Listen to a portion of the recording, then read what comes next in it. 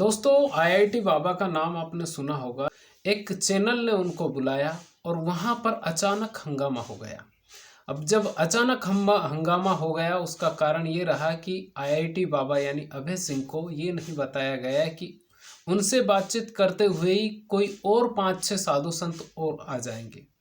लेकिन इसमें जो आईआईटी बाबा यानी अभय सिंह ने जो राज खोले हैं, उस कमरे का सच जो ऐसा बताया गया है कि जिसको सुनकर न्यूज़ चैनल वालों की भी उन्होंने पोल खोल दी, और जो वहाँ पर जो साधु संत आए थे उनकी भी उन्होंने पोल खोल दी।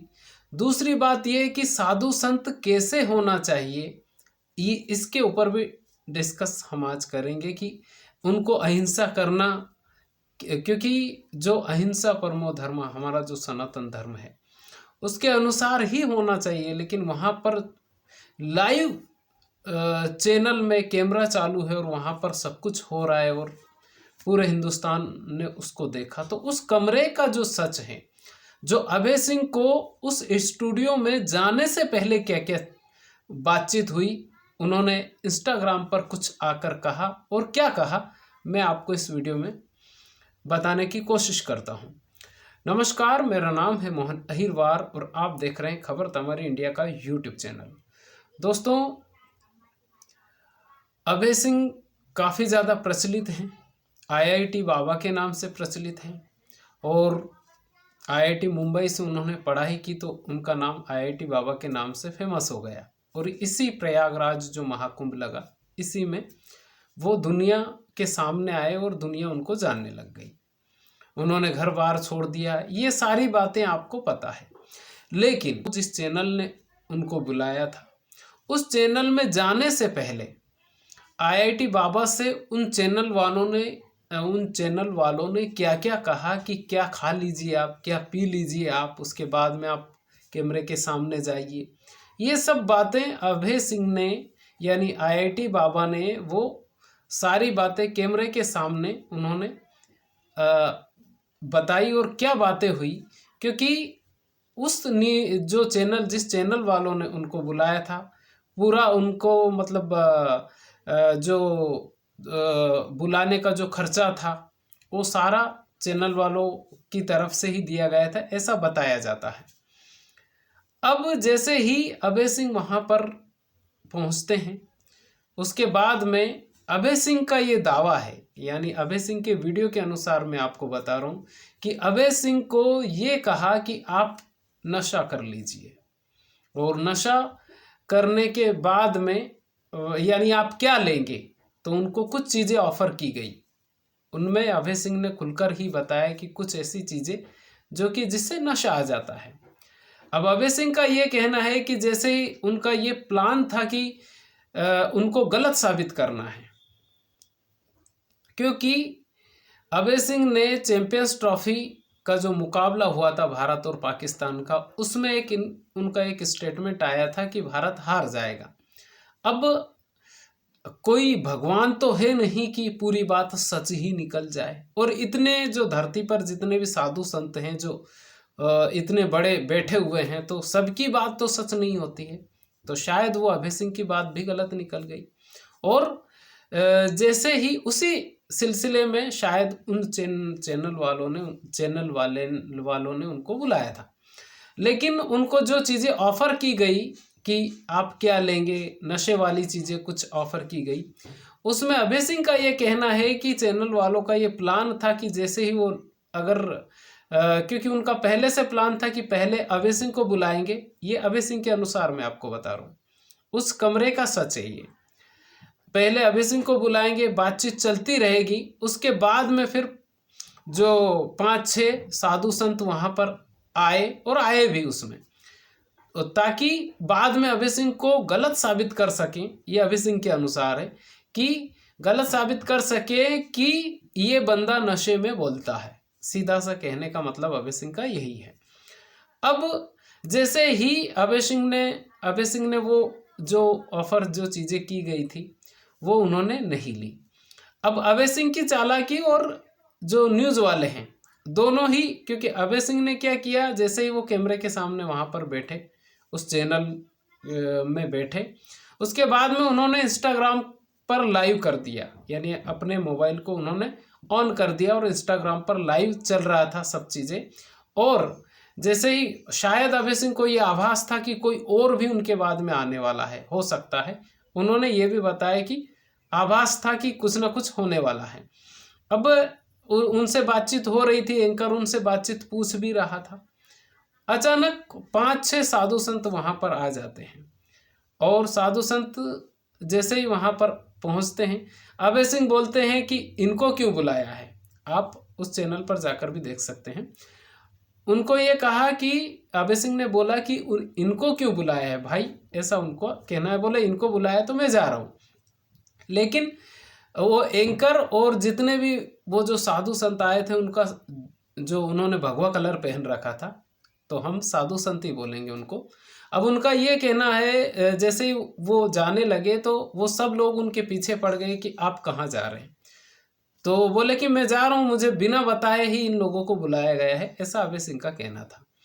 अभय सिंह यानी आईआईटी बाबा वहाँ से जाने लगे, लेकिन ये जितने भी एंकर से लेके जितने भी लोग थे, ये उनके पीछे पड़ गए। अब इनको ये नहीं पता था कि अभय सिंह पहले से ही इंस्टाग्राम पर लाइव चल रहे हैं। उन्होंने बोला भी कि देखो भाई, मुझे पता था कि ये सब चीज़ें होने वाली, इसलिए मैंने इंस्टाग्राम को पहले से ही लाइव कर दिया था। वो जब जाने लगे, उसमें जो चाय फेंकी गई है, वो चाय ऐसी ही नहीं फेंकी गई है। एक जो साधु बोल सकते हैं उनको, उन्होंने उनका हाथ पकड़ा, उसके बाद में अभय सिंह ने वो चाय फेंका है। आप ध्यान से देखिएगा। उसके बाद में वो चाय फेंका, उसके बाद में हंगामा शुरू हो गया। साधु संत का तो व्यवहार ही ऐसा होता है कि उनको क्रोध तो आता ही नहीं है, लेकिन जितने भी वहां पर साधु संत थे, सारे के सारे क्रोध में थे और अभय सिंह के ऊपर वो क्रोधित होने लगे कि आप पाखंडी है। तो अभय सिंह ने ये मान भी लिया कि हाँ भाई पाखंडी है, आप मुझे जाने दीजिए। लेकिन कोई भी उनको जाने नहीं दे रहे थे और सारे लोग उनके पीछे पड़ गए। और फिर अभय सिंह का ये कहना था कि मुझे नहीं जाने दिया जा रहा है और मुझे जाने नहीं दिया जा रहा है और अंदर से दरवाज़ा बंद कर दिया गया है, ऐसा उनका कहना था। लेकिन एंकर को आप ध्यान से देखिएगा, उसमें एंकर को बाद में शायद पता चला कि इंस्टाग्राम पर लाइव चल रहा है, तो वो फिर अभय सिंह जब बैठ गए नीचे, उसके बाद में वो साधु जितने भी थे सबको दूर कर रहा था वो एंकर। अब जो चीज़ें दिख रही है उसी के बारे में मैं बता रहा हूँ। और सारे लोग ये बोल रहे थे कि कुछ एक जो साधु थे वो ये भी बोल रहे थे कि इसको डॉक्टर की, मेंटल डॉक्टर की ज़रूरत है, इसका इलाज करवाइए, ऐसा वो बोल रहे थे।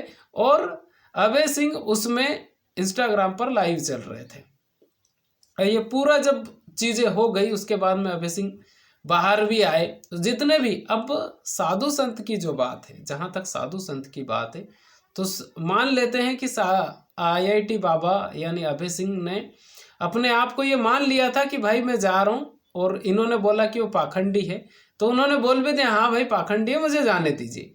लेकिन ये सारे लोग पीछे पड़ गए।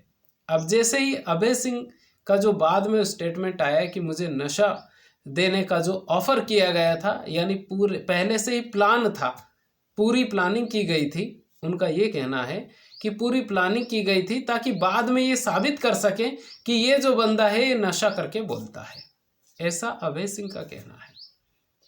और लाइव कैमरे मैन ने पूरे हिंदुस्तान ने देखा कि किस तरह से वो जो साधु आए हुए थे वहाँ पर, 5-6 लोग थे, एक साथ आए थे, वो किस तरह से क्रोधित हो रहे थे। साधु तो हिंसा का पुजारी होता है, उसको हिंसा से क्या मतलब। अगर अभय सिंह मना कर रहे थे, यानी ये चैनल वालों ने डबल उनके साथ में, जैसे अभय सिंह का कहना है कि उनको नहीं बताया गया, यानी चैनल वालों ने एक तरह से कंट्रोवर्सी करने के लिए अभय सिंह को पहले बुला लिया और बाद में अभय सिंह को बताया भी नहीं कि और भी लोग आने वाले, ऐसा अभय सिंह का कहना है। और उसके बाद में वो जाने लगे, लेकिन उनको जाने नहीं दिया जा रहा था। बाद में फिर उन्होंने उसी चैनल के गेट के सामने फिर वो धरने पर बैठ गए। उसके बाद में फिर वहाँ पर बहुत सारी पब्लिक इकट्ठी हो गई और पब्लिक इकट्ठी हो गई, पुलिस वहाँ पर आ गई। अभय सिंह को कह रहे थे कि आप यहाँ से उठिए, लेकिन वो उनका ये कहना था कि जितने पॉडकास्ट वाले हैं, चैनल वाले, सब यहीं आ जाइए, यहीं पर बैठकर हम बातचीत करेंगे, यहीं पर इंटरव्यू देंगे। और पुलिस वालों से भी कुछ उनकी बातचीत हुई थी, उसमें वो बोल रहे थे कि यहाँ बैठने का हमें राइट है कि नहीं है। तो पुलिस वालों का भी कहना था कि हाँ बैठ सकते हैं। बाद में फिर पुलिस वाले भी उनको ले जाने की कोशिश कर रहे थे। यानी वो जो उस कमरे के अंदर की जो बात है वो शुरू से ही ऐसी थी कि अभय सिंह को किसी न किसी तरीके से उनको नशे के रूप में, यानी कि नशा दिया गया, ये नशा करते हैं और ये नशे में ही बोलते हैं, ऐसा उनका शायद अभय सिंह का यही कहना है कि उनको ये साबित करना था। बाद में उन्होंने बोला कि मैं सच बोल रहा हूँ, यानी अभय सिंह का ये कहना है कि वो सत्य कह रहे हैं और मैं सत्य को उजागर करने की कोशिश कर रहा हूँ। ये जितने भी जो फर्जी लोग हैं, जो महामंडलेश्वर बने हुए, जिनकी दुकानें चल रही है, उनकी दुकानें बंद हो जाएगी अगर मैं सच बोलूँगा। तो ये सब चीज़ें अभय सिंह ने लाइव आकर वीडियो में कही। और अब उन्होंने फिर FIR भी यानी पुलिस कंप्लेन भी की है कि उनके साथ में बदसलूकी की गई है, मारपीट का भी शायद उन्होंने दावा किया है।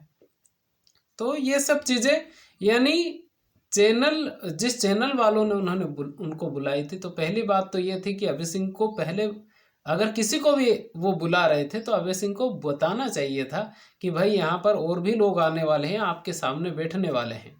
तो अभय सिंह की मर्जी होती तो वहाँ पर बैठते, नहीं तो नहीं बैठते, ऐसा हो सकता था। लेकिन अब वो उसके बाद में जब चाय फेंकी तो उस चैनल वालों ने लगातार ही फिर अभय सिंह को, क्योंकि अभय सिंह पढ़े लिखे हैं, दुनिया को पता है कि IIT में पढ़े हुए हैं, तो उनको जानकारी भी सब कुछ ही है कि भाई कहाँ से क्या चीज़ें होती हैं। तो और उन्होंने लाइव करके रखा था। बताइए, चैनल पर बैठे हुए हैं, कैमरा चल रहा है, उसके बाद भी वो इंस्टाग्राम पर लाइव आ रहे थे, ऐसा उनका कहना था। तो क्योंकि अभय सिंह ने अब सब कुछ छोड़ दिया है, घर परिवार सब कुछ छोड़ दिया है। बताया जाता है काफ़ी संपन्न परिवार से हैं वो, और अपने पिताजी के बारे में उन्होंने क्या क्या कहा, अपनी माताजी के बारे में उन्होंने क्या क्या कहा, सब दुनिया को पता है। तो वो सब कुछ तो छोड़ ही चुके हैं। और अब ये जो कंट्रोवर्सी हुई है, ये दिन पे दिन कुछ ना कुछ नया अपडेट इसमें आ ही रहा है कि किसने क्या कहा, किसने क्या कहा, है ना। तो ये उस कमरे का सच है कि अभय सिंह को ले जाने से पहले कुछ चीज़ें ऑफर की गई थी, ये अभय सिंह के अनुसार मैं बता रहा हूँ। और अभय सिंह ने ये सब चीज़ें कैमरे लाइव आकर कुछ अपने इंस्टाग्राम पर बताई है। तो क्या सच है क्या गलत है, क्योंकि उन्होंने कंप्लेन भी कर दी है कि उनके साथ में बदसलूकी की गई है ना। और दोस्तों, काफ़ी दिनों के बाद मैं इस चैनल पर आया हूँ, इसके लिए मैं माफ़ी चाहता हूँ। और जैसे साधु संतों का नियम है हमारे हिंदू धर्म में कि क्रोध नहीं करना चाहिए, और जैसा वक्त अगर व्यक्ति का खराब हो तो बिल्कुल शांति से व्यक्ति को जीवन जीना चाहिए। और चाहे सुख हो दुख हो, ईश्वर की इच्छा से ही सुख दुख मिलते हैं हमें।